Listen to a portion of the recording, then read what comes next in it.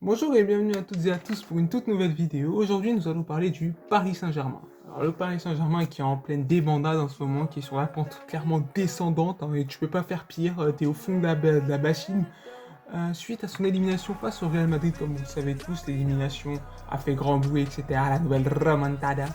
Mais donc aujourd'hui, nous allons pas revenir spécialement sur cette élimination, on va un peu parler des Qataris. Qu'est-ce qu'ils ont fait à Paris depuis bientôt 11 ans? Alors moi, pour moi, il y a eu deux versions du PSG. Il y a eu la première version entre 2011 et 2016, et puis il y a eu la deuxième version entre 2017 et aujourd'hui. Donc on va revenir sur ces deux versions-là. Donc pour commencer en 2011, donc les Qataris arrivent, donc là Nasser il débarque, costard, cravate, tout va bien, il n'y a pas de problème. Les Qataris arrivent. Sur la première partie entre 2011 et 2016, justement, c'est pour moi la période de structuration, c'est la meilleure période justement de QSI. Donc ils arrivent, bon, entre guillemets, c'est assez drôle, hein, mais quand ils arrivent, le PSG est premier à la trêve hivernale. Je suis pas arrivé pendant la trêve hivernale, je me souviens de réellement quand ils sont arrivés, mais en tout cas, la trêve hivernale, les Parisiens étaient premiers. Et les Qataris décident de virer en tant que Comboiré, le coach en question pour mettre Carlo Ancelotti. Bon, au final, ils finiront deuxième, l'ironie du sort, mais bon, soit. Carlo Ancelotti, donc tu fais venir Carlo Ancelotti en coach, qui est le meilleur coach de leur QSI encore aujourd'hui. Il est resté 1 an et demi, c'est quand même assez dramatique. Et donc, vu que lui est le meilleur coach, tout simplement, euh, il n'a pas, entre guillemets, il y a des problèmes de confiance avec la direction, etc. Bref, c'est assez bizarre. Mais donc, leur première erreur, c'est d'avoir laissé partir Carlo Ancelotti alors que le projet venait de commencer réellement. Leonardo avait fait venir Zlatan, Verratti, tout ce beau monde-là, Maxwell aussi, etc. Et donc, le PSG fait ses résultats. Alors moi, ce que je voulais dire surtout sur cette première version du PSG entre 2011 et 2016, c'est la version où c'était Gucci, hein. Tu regardais le PSG, tu prenais ton pied. Que ça soit Ancelotti ou Laurent Blanc, à chaque fois que tu regardais le PSG, tu te faisais un kiff. C'était génial de regarder cette équipe-là, honnêtement. Ça tournait bien, etc. Bon, en Ligue des Champions, il y avait des couacs, hein, ça s'arrêtait tout le temps en quart de finale.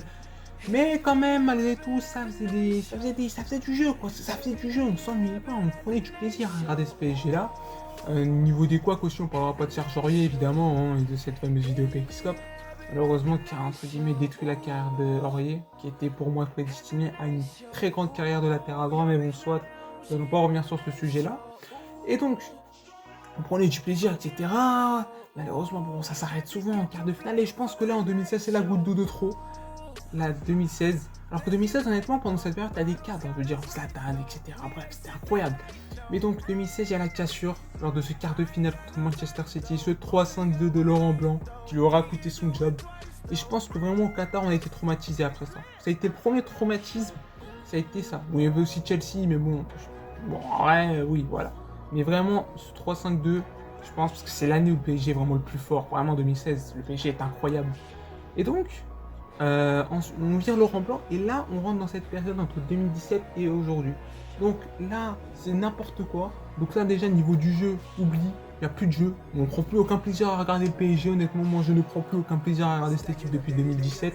Donc on a Emery arrive, on a Emery qui arrive avec son CV de homme qui gagne les Ligues Europa, voilà exactement, les Ligues Europa.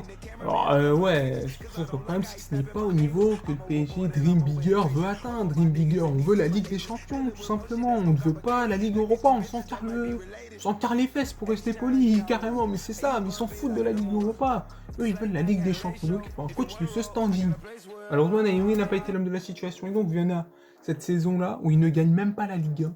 Ils perdent la Ligue 1 face au Monaco de Mbappé, entraîné par Jardim, Falcao, Germain, Bakayoko, etc. Ils perdent contre eux. La Ligue 1, justement, ils ne sont pas champions de France cette année-là, le PSG. Et donc, évidemment, avec aussi ce fameux traumatisme, la remontada, la remontée, appelez ça comme vous voulez, l'humiliation 6-1 au Barça. Et donc là, à partir du moment-là, déjà que cette année-là, on prenait moins de plaisir au niveau du jeu, va s'en suivre le n'importe quoi au niveau du mercato. Et donc, dans la catégorie n'importe quoi, je demande en numéro 1 Neymar. Neymar qui arrive, 222 millions. Alors, à l'époque, on pouvait dire que c'était une bonne idée, puisque voilà, tu perds Zlatan, il faut une nouvelle tête de gondole. Voilà, mais bon, Neymar, a posteriori, non, fallait jamais le faire. En plus, je sais, ils ont continué dans leur logique, il y avait des carences au milieu de terrain. Eux, leur meilleure idée, c'est, on va chercher Mbappé. Mbappé, le talent de Bonji, le talent parisien, on va aller le chercher. Oh mais non, c'était une mauvaise idée, t'as des carences au milieu, pourquoi? Pourquoi tu t'obstines à vouloir mettre des buts devant? Mais non, mais déjà fais une équipe, frère. Compose une vraie équipe sur le terrain, il y a des carences, c'est pas possible. Et en plus de ça, c'est n'importe quoi au niveau du coaching, parce qu'apparemment une Emery essaie de mettre des choses en place, mais malheureusement certains cadres lui disent frère, non, ne mets pas ça en place. Nous, on a déjà un système établi dans l'équipe. Bah, bref, il peut pas travailler dans des conditions optimales et il se fait sortir par le Real Madrid. Le grand Real Madrid, hein. Pas le Real Madrid d'aujourd'hui qui prend des 4-0 contre le Barça. Non, non, non. Ah, on prenait des scores aussi avec cette équipe-là, mais honnêtement, on avait une vraie équipe sur le terrain. On avait Zidane en coach. Zidane, le PSG voudrait Zidane, attention. Et donc, on arrive à ce plancher-là, tu te fais éliminer par le Real. Et donc là, on va amener Thomas Tuchel. Mais Thomas Tuchel arrive dans la capitale. Et donc, Thomas Tuchel arrive, il y a des joueurs qui arrivent, je sais plus, attendez, est-ce qu'il était là, Idrissa Gueye? Je sais plus s'il y avait Idrissa Gueye, pour le coup, j'ai eu un trou de mémoire. Je crois qu'il arrive à la saison 2019-2020, pour le coup. Alors ça, ouais, il me semble. 2019-2020, ouais, il me semble, c'était ça. Honnêtement, c'était pas 2018-2019, mais bon. Thomas Tuchel arrive. Première année, ils font 8ème de finale. Non, c'était 8ème. Ouais, si, c'était 8ème de finale. Ils se font éliminer par l'équipe 8 de Manchester United. La légende raconte que les maillots étaient floqués au niveau d'Intersport, au niveau de, je sais pas, au niveau de Paris, il y avait Intersport, ils ont floqué les maillots là-bas. Ils ont floqué les maillots Intersport, les mecs. Non, mais c'est incroyable. Mais les mecs, Manchester n'avait aucun espoir de qualification. Paris a donné la qualification. Dans le recrutement, t'avais des Thilo Kehrer aussi. T'avais des Buffon aussi, Gianluigi Buffon qui faisait de l'arthrose.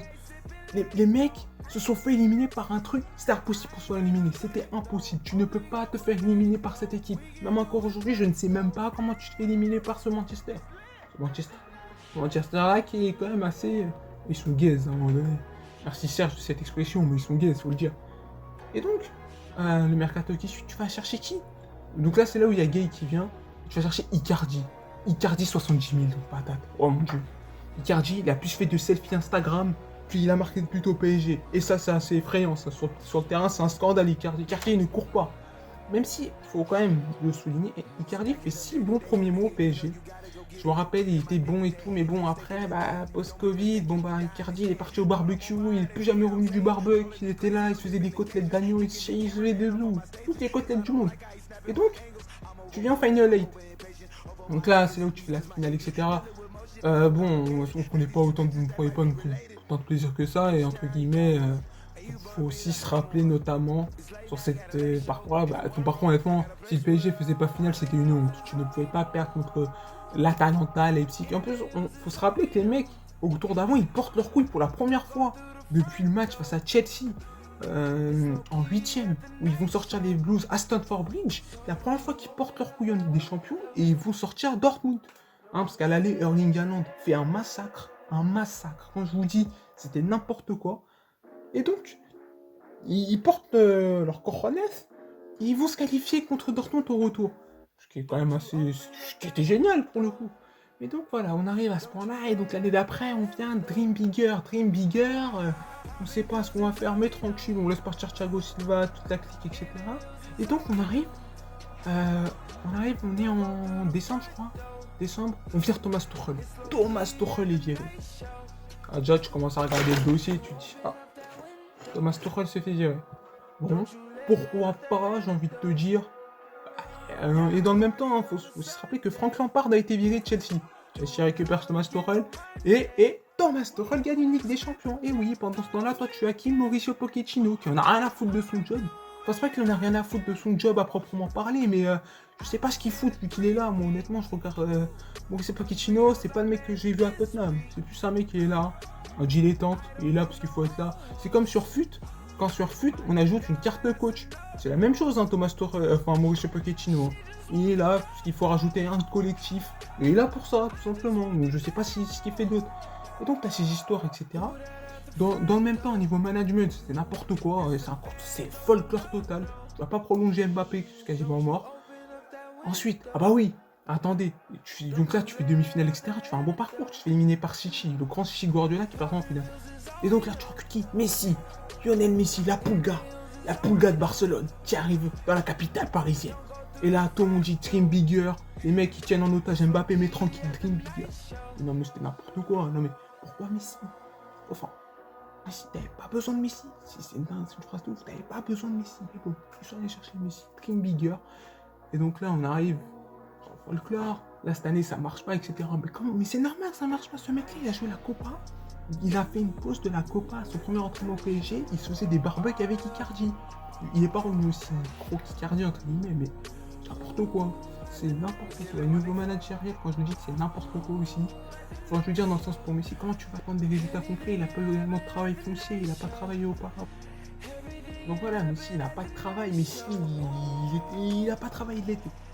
Et donc, Tester détruit. Donc là, ce club-là, managérial, qui explose complètement. Il y a l'affaire Aminata Diallo qui est Raoult. Le club part en couille complet. Et là, t'as quoi qui se rajoute à ça? Déjà, le dossier Mbappé, l'élimination. Icardi. Icardi, en plus de bouffer des côtelettes, il trompe sa meuf. Et ce mec-là qui trompe sa meuf, il va demander au club s'il peut aller récupérer sa meuf. Et ça, le club autorise ça. Dans quel grand club? Wesh, t'es grand, tu vas voir Icardi, et Nasser, tu lui dis, ah ouais, t'es sympa, après, t'as trompé ta meuf. C'est pas grave. En mode, tu restes. Bah non. Eh bah non. Et bah Icardi, il est parti à Milan, il cherchait la cerise, comme on dit. Mais bon. En soi, voilà, c'était une petite vidéo. Je prends ça sous le ton de l'humour, honnêtement, ça peut être aussi une machine. Mais donc voilà, moi je vous dis voilà, force aux supporters parisiens. Si vous avez apprécié la vidéo, n'hésitez pas à me le dire. Je suis abîmé là, vraiment, je vais aller m'endormir après cette vidéo, mais bon, soit. En tout cas, laissez un like hein, si ça vous a plu. Abonnez-vous à la chaîne, c'est ultra important pour moi, pour entre guillemets, pour agrandir sur YouTube, etc. Mais donc voilà, n'hésitez pas à vous abonner. Et puis moi, je vous dis à la prochaine pour toute nouvelle vidéo. Allez, ciao!